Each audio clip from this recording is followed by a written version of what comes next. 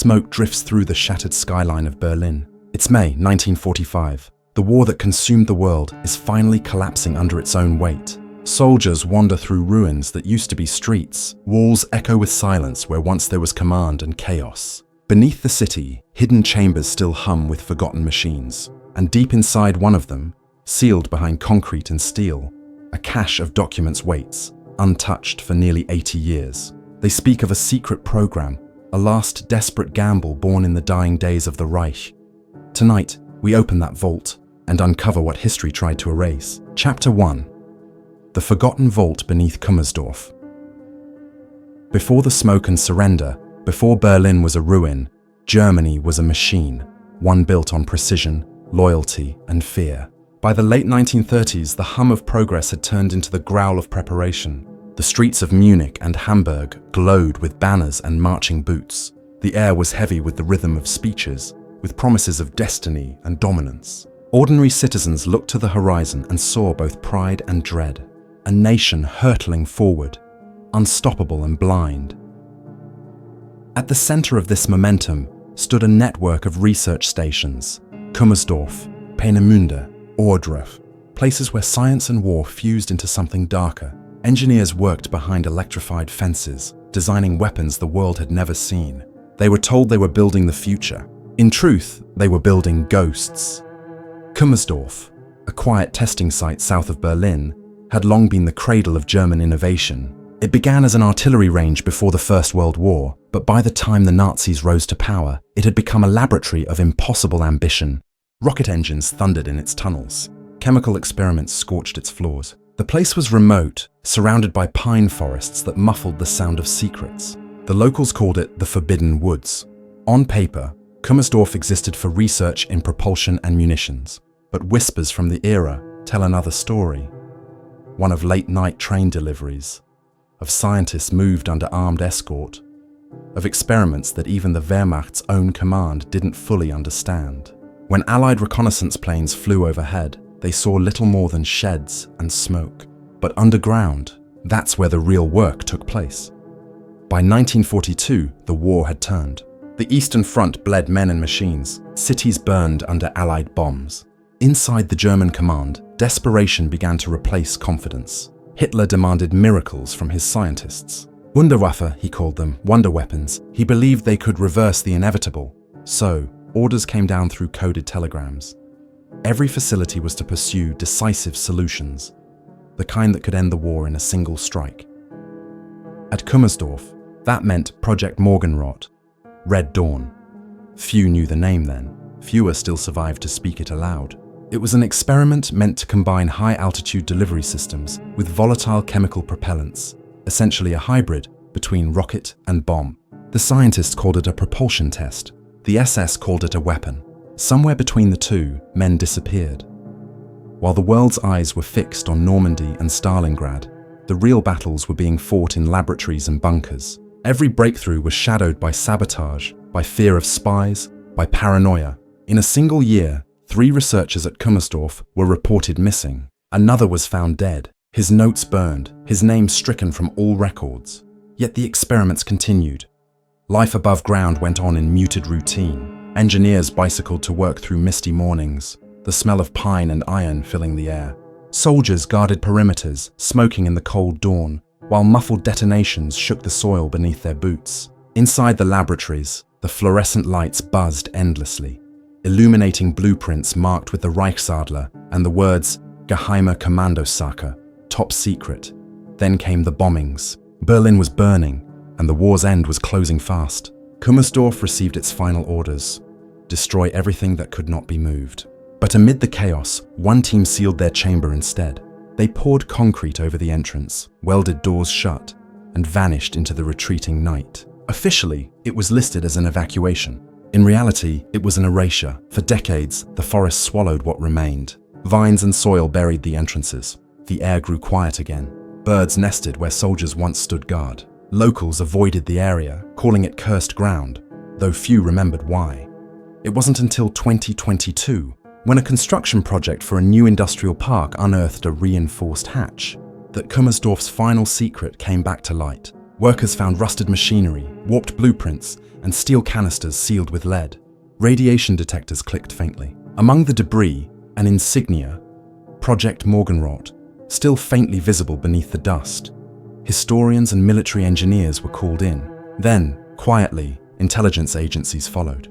Within days, the site was fenced off. By the following week, it was classified.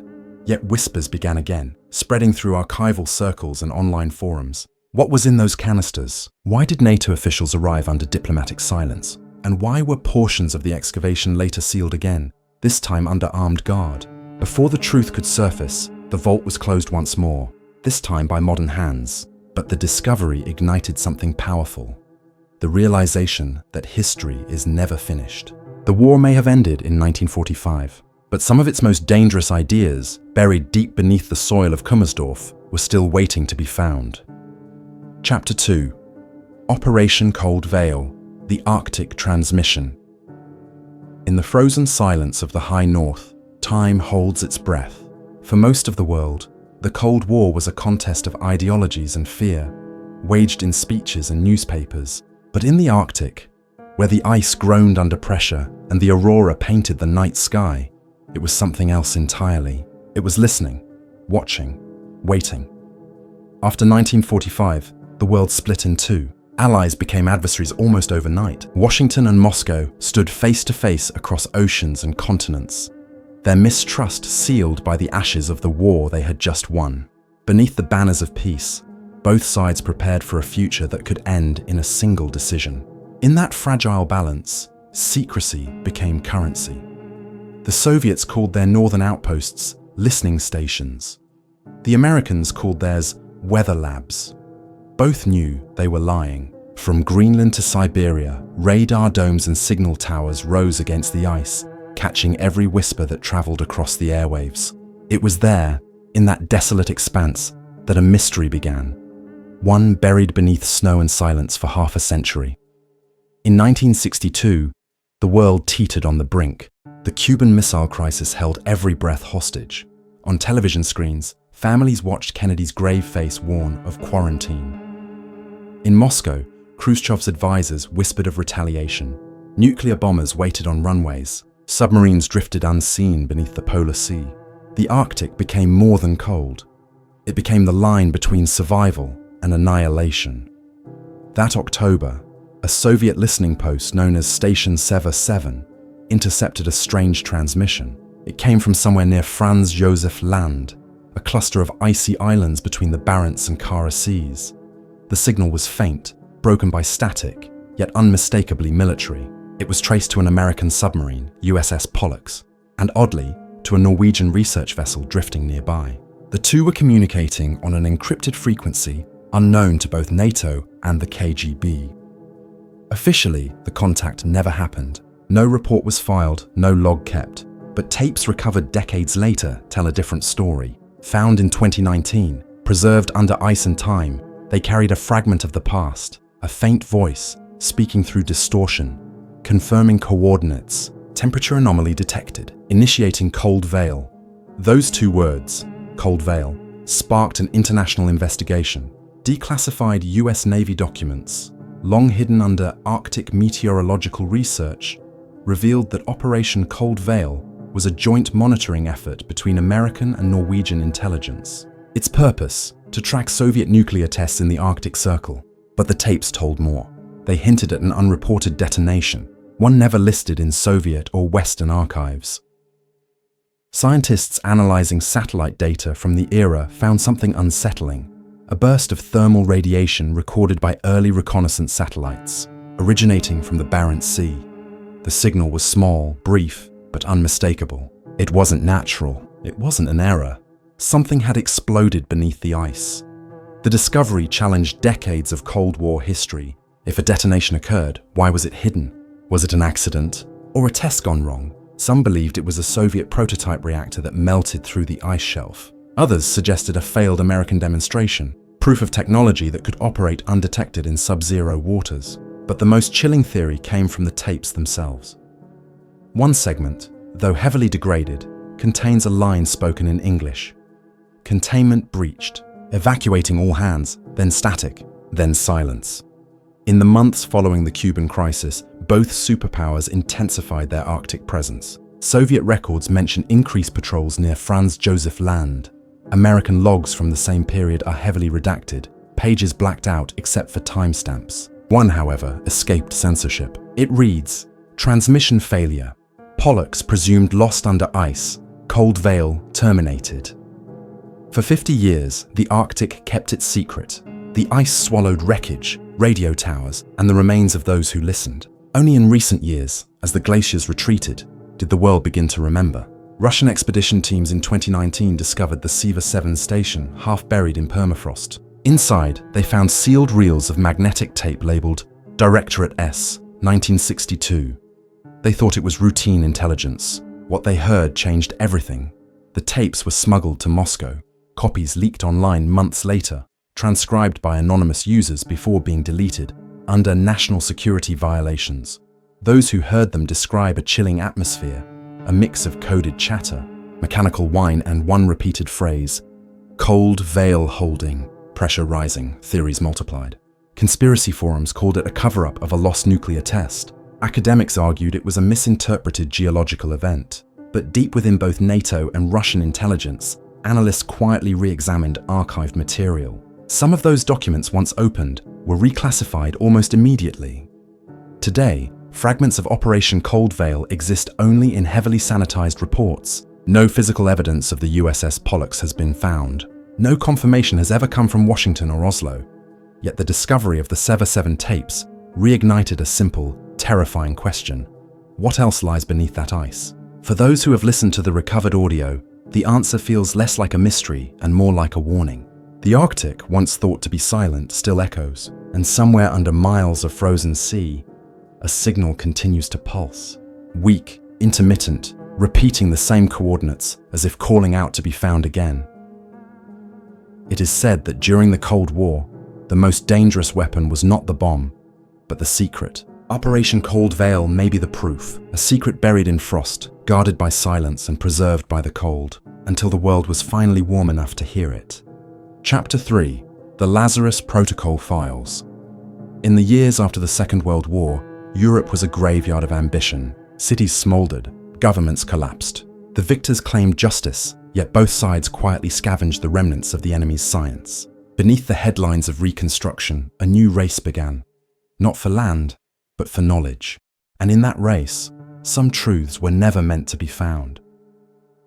The Lazarus Protocol began as rumor, one line buried in a declassified US Army memo, dated 1944, stamped Allied Biomedical Field Trials.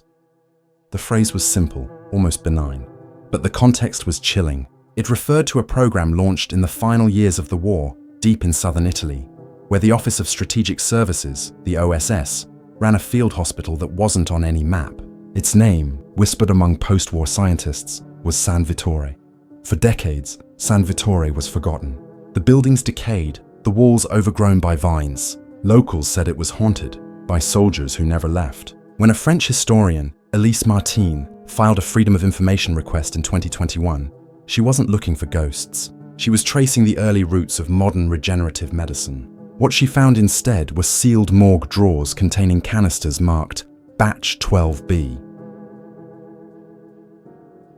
Each label carried the same phrase, property of the United States Army Medical Corps. Inside the canisters, frozen samples, preserved tissue, and traces of a serum formula decades ahead of its time. When the samples were analyzed in a secure laboratory in Geneva, the results shocked every biochemist involved. The compound, codenamed LZ9, contained early forms of pluripotent stem cell activators.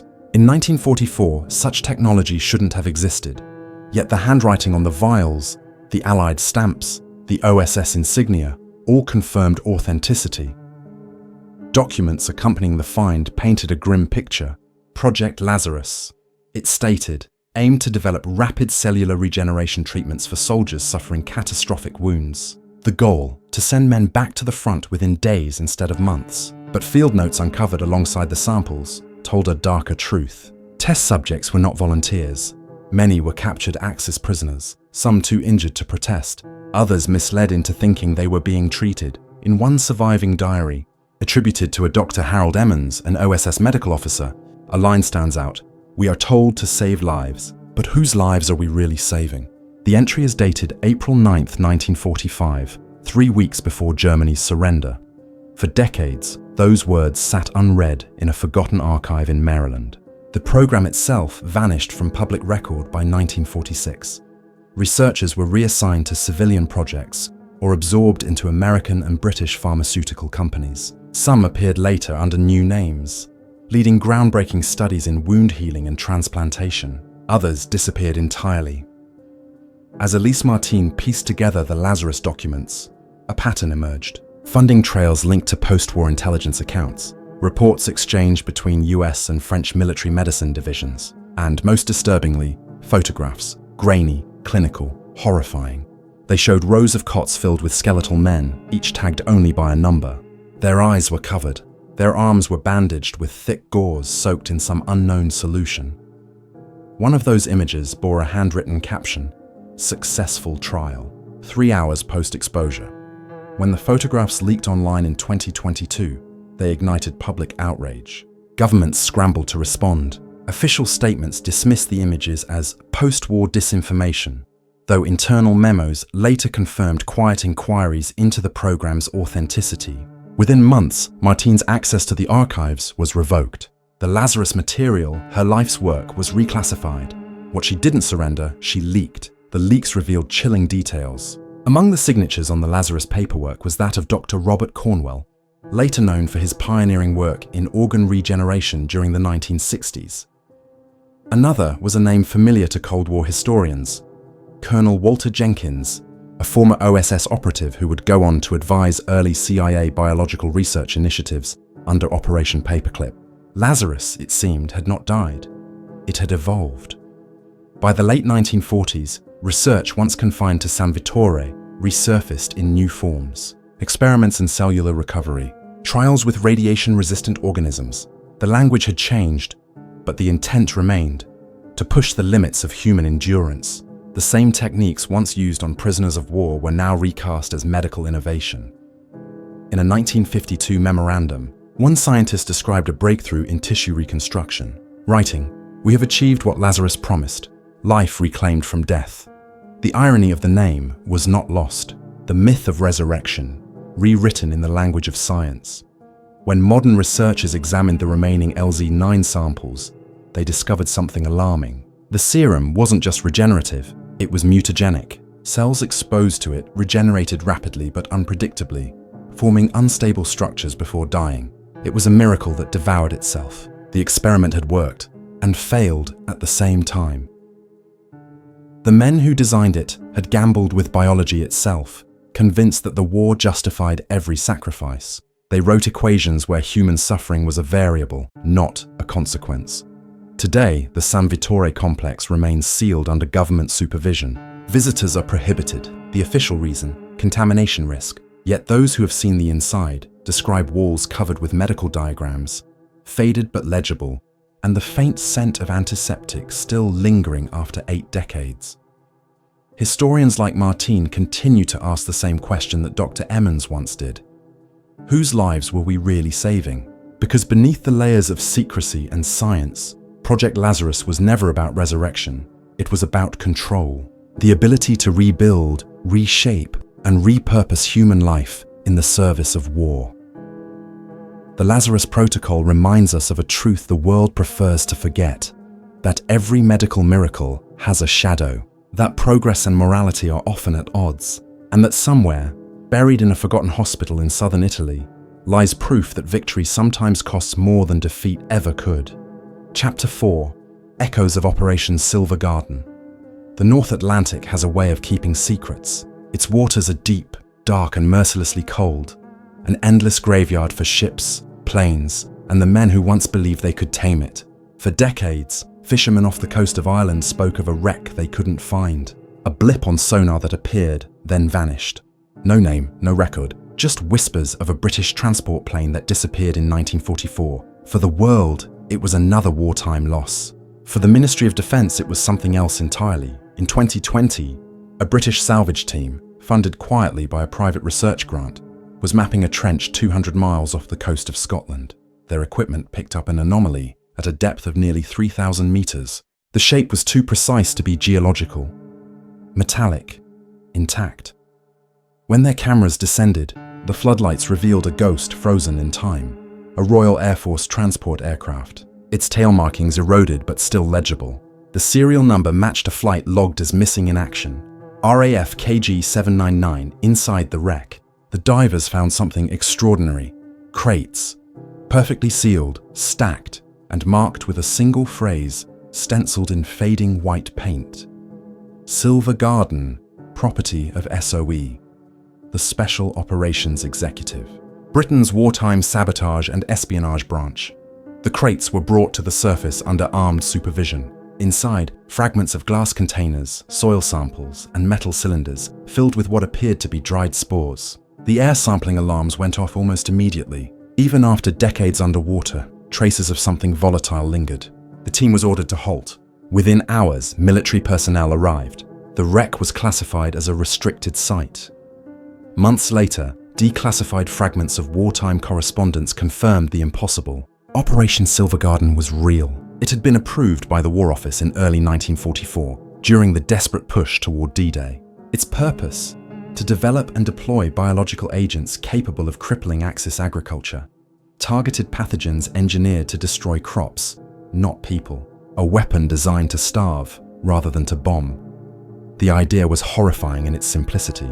Release the agent, watch the fields wither, and force surrender through famine. A weapon of mass suffering disguised as science. The official line described it as defensive biological research. But the logistics told another story. The Silver Garden shipment was bound for occupied France, where resistance groups were meant to deliver it into German supply chains. The plane never arrived. For years, the files were hidden under layers of redaction. Then, in the aftermath of the wreck's discovery, new evidence surfaced. A memorandum from 1944, signed by Winston Churchill himself, authorized limited field deployment pending meteorological clearance. In plain language, a green light. The loss of the aircraft was recorded as a training accident. But now, the truth was clear. Silver Garden wasn't lost. It was buried. Deliberately. When word of the wreck leaked, environmental scientists demanded an investigation. If biological material had survived, it could still be active. The Ministry of Defense downplayed the threat, but independent labs that tested water samples from the site found faint traces of engineered fungal DNA, something that matched no known species. It was alive, though dormant, contained by pressure and cold, waiting. For the survivors of the SOE, many of whom had gone to their graves believing they fought a clean war, the revelation was devastating. One surviving clerk, interviewed before her death, recalled the day the order came down. "We thought we were shipping medicine. They told us it was for the resistance. We believed them." As historians pieced together the chain of command, a pattern of silence emerged. Every name associated with Silver Garden, chemists, logistics officers, aircrew, was either dead or had vanished into post-war anonymity. Some emigrated. Some joined agricultural companies that would later patent the very compounds first tested under Silver Garden's supervision. The connection between wartime bioweapons and peacetime agriculture became impossible to ignore. The operation's code name, Silver Garden, seemed almost poetic, but beneath that elegance lay the most cynical truth of all, that war and progress often grow from the same poisoned soil. The compounds found in the crates bore molecular similarities to herbicides patented a decade later. Technology born for destruction, reborn for profit. The official response was predictable, denial, reclassification, silence. The Ministry of Defense labeled the entire episode a case of mistaken identification. The wreck was quietly resealed with concrete and sonar masking equipment. No press release, no acknowledgement, just an ocean of silence. But the divers who first descended to the wreck still remember what they saw. The crates stacked like coffins, the smell of chemical residue that burned through their suits, and the name, Silver Garden, etched into steel, glinting through the beam of a single underwater light. Years later, one of them, now retired, described the moment they first opened the cargo hold. His voice trembled on the recording. "It wasn't just a plane," he said. "It was a time capsule. like they wanted it to stay hidden forever. And maybe it should have. Operation Silver Garden stands as one of the war's most haunting discoveries, not because of what it achieved, but because of what it almost unleashed. A weapon meant to bring victory through starvation, a secret so deeply buried, even the victors were afraid of their own creation. And now, as the wreck sleeps once more beneath the Atlantic, its legacy lingers, not as a myth, but as a quiet reminder that in war there are no clean hands, only echoes that never stop rising through the dark water. Chapter 5. Red Mercury and the Prague Cache. The Cold War was never truly cold. It simmered, in laboratories, in bunkers, in the silent corridors of embassies and listening posts. And when it finally thawed, it left behind more than ideology and rusted warheads. It left ghosts in metal canisters and names etched into redacted files. Among them, one word keeps returning: Red Mercury. For decades, Red Mercury has lived in the borderland between myth and terror, a mysterious substance, supposedly capable of triggering compact nuclear devices or fueling advanced explosives. Western intelligence dismissed it as Soviet disinformation. The Soviets called it capitalist paranoia. But in 2023, a discovery beneath an abandoned textile factory outside Prague forced both sides to reconsider. It began with an arms trafficking sting. Czech agents, tracking a smuggling ring moving stolen radioactive material, intercepted a convoy carrying sealed lead containers. The markings were faded but legible. Isotope 74, Ministry of Medium Machine Building. Inside was a metallic paste, deep crimson, inert to the eye but heavy, too heavy for its volume. Initial analysis revealed traces of mercury oxide fused with unknown isotopes. The signature was consistent with something long classified: experimental compounds linked to the late Soviet weapons program, WWII Tucha. Great Cloud. When the factory site was searched, investigators uncovered a concealed bunker sealed since 1989. Inside, file cabinets, engineering schematics, and reels of decayed film told a story that bridged both paranoia and brilliance. Operation WWII Tucha had been a KGB initiative launched after Chernobyl, an attempt to develop clean radiological weapons, small enough to transport by hand, powerful enough to devastate a city block. The project vanished after the Soviet collapse, or so it was said. The documents found in the Prague cache suggested otherwise. They revealed correspondence between Soviet scientists and East German counterparts working under Stasi aliases. Memos detailed a material codenamed REM-74Ner, designed as a high-density compound for energy transfer in compact detonators. The formula was believed destroyed after the Berlin Wall fell, yet here it was, hidden in the heart of Europe. Analysts from across NATO and the Russian Federation were quietly summoned. Within days, the site was cordoned off. Trucks arrived at night. Witnesses reported the unmistakable scent of ozone and the low hum of decontamination units. Whatever they found down there, it wasn't just chemical residue. Among the recovered film reels was footage, grainy, black and white, men in protective suits, a small explosion inside a containment chamber. No mushroom cloud, but a pulse of light bright enough to overload the camera. The caption, handwritten in Cyrillic: Test 17, controlled ignition successful. The date, July 12, 1987. Historians now believe this was the final phase of WWII Tucha, not a nuclear detonation, but something close, a radiological hybrid, precise, portable, and almost impossible to detect, a weapon for a war that never came. When details of the Prague cache leaked, officials scrambled to suppress the story. The footage vanished from archives. Journalists who pursued it were warned off. One investigator died in an apparent car accident weeks after publishing an article linking the cache to a post-Soviet smuggling network. Another disappeared entirely. The phrase "Red Mercury" resurfaced across black market channels, commanding prices higher than gold. But beneath the sensationalism, the truth was quieter and more dangerous. Red Mercury may never have been real in the way spies and smugglers believed. Yet the fear it inspired was real enough to move nations, to fund secret laboratories, to justify murders. The myth became a weapon. The lie became policy.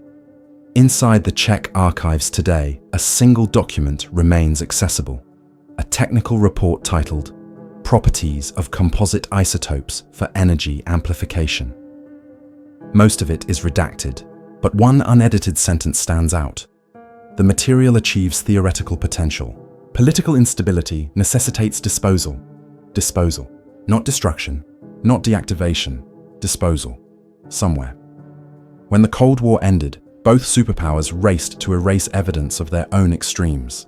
Scientists were silenced, test sites flooded, files shredded, but materials, real or not, have a way of surviving. So do ideas, especially those too dangerous to die.